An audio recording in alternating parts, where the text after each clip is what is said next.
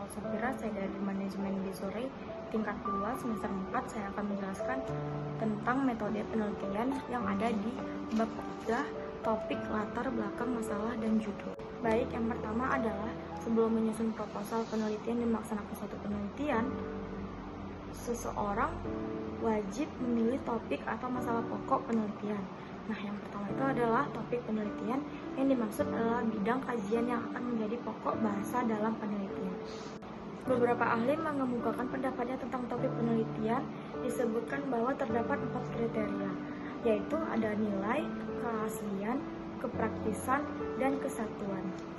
Topik berbeda dengan masalah atau judul penelitian. Topik dapat disamakan dengan tema penelitian. Sebagai contoh misalnya adalah fakta bahwa dari tahun ke tahun program pemberdayaan wanita terus dikembangkan, tetapi kenyataannya belum banyak wanita yang menjadi pimpinan di banyak lembaga pemerintahan maupun lembaga swasta. Nah, adapun unsur topik penelitian, yang pertama unsur utamanya, unsur topik penelitian yang utama memiliki berbagai catatan, yaitu topik belum pernah diangkat dan diteliti oleh peneliti yang lain.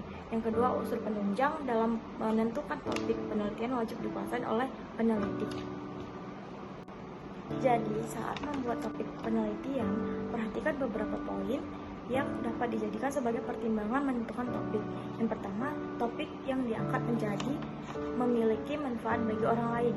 Nah, yang kedua, topik harus dikuasai dengan baik oleh si peneliti. Yang ketiga, topik harus menarik. Yang keempat, pembahasan topik memadai. Dan yang kelima, menentukan topik yang menarik dan baru. Seperti topik bisa diambil dari topik lama, maksudnya bukan topik yang bersifat baru.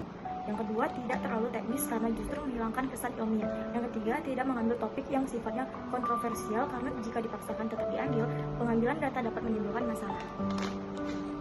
Berikut ini adalah beberapa kriteria yang dapat kita jadikan acuan untuk menilai kelayakan sebuah masalah. Yang pertama, kriteria internal adalah kriteria kelayakan masalah berdasarkan kondisi masalah itu sendiri. Nah, yang kedua adalah kriteria eksternal. Pertama, kualifikasi dan minat peneliti. Masalah yang dipilih harus sesuai dengan kualifikasi dan minat peneliti ya. Selain faktor kualifikasi, faktor minat peneliti juga harus menjadi bahan pertimbangan. Sebab dengan adanya minat yang besar, berbagai kesulitan penelitian akan sanggup dilalui oleh peneliti walaupun itu harus melalui perjuangan yang keras. Selanjutnya, dalam merumuskan masalah ada beberapa jenis pertanyaan yang dapat digunakan sesuai dengan tujuan penelitian masing-masing. Yang pertama, pertanyaan deskriptif. Yang kedua, pertanyaan asosiatif. Dan yang ketiga, pertanyaan komparatif. Selain ketiga bentuk rumusan masalah di atas, ada pula yang mengelompokkan model masalah sebagai model normatif dan model fungsional.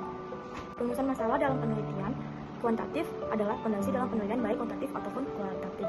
Rumusan masalah komparatif adalah pertanyaan membandingkan variabel satu atau lebih dengan sampel yang berbeda. Nah, yang ketiga, rumusan masalah asosiatif adalah pertanyaan yang bersifat hubungan antara dua atau lebih variabel secara simetris atau kasual. Rumusan masalah asosiatif terbagi menjadi 3, itu hubungan simetris merupakan gejala yang muncul secara bersamaan.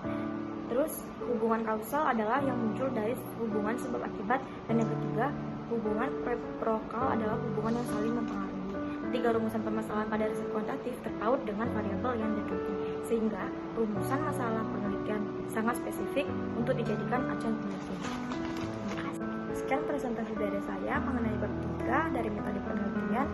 Bila ada yang mau bertanya, silakan di kolom komentar. Assalamualaikum warahmatullahi wabarakatuh.